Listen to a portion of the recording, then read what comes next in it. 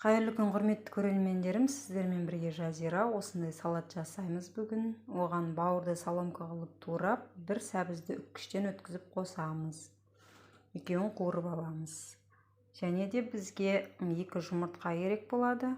2 жұмыртқаны венчикпен араластырып, табада блинчик сияқты қуырып аламыз.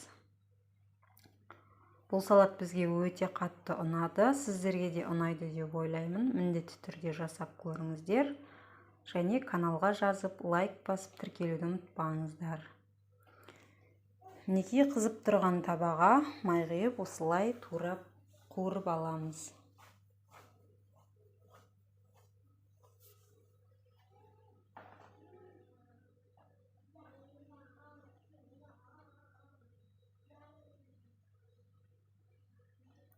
Қуырып болғаннан кейін қуырылған жұмыртқамызды да соломка қылып, ұзынша қылып тураймыз.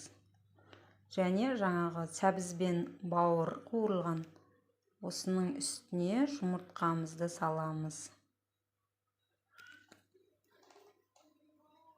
Салат сондай тойымды болады. Және бізге бір огурцы мен чеснок керек болады. Сіздер екеуден қоссаңыздар да болады, дәміне қарай.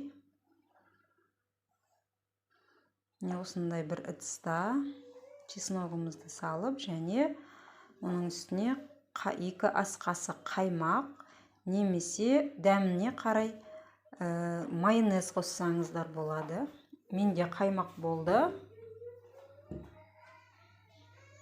Достар, сіздерден мені қолдау күтемін.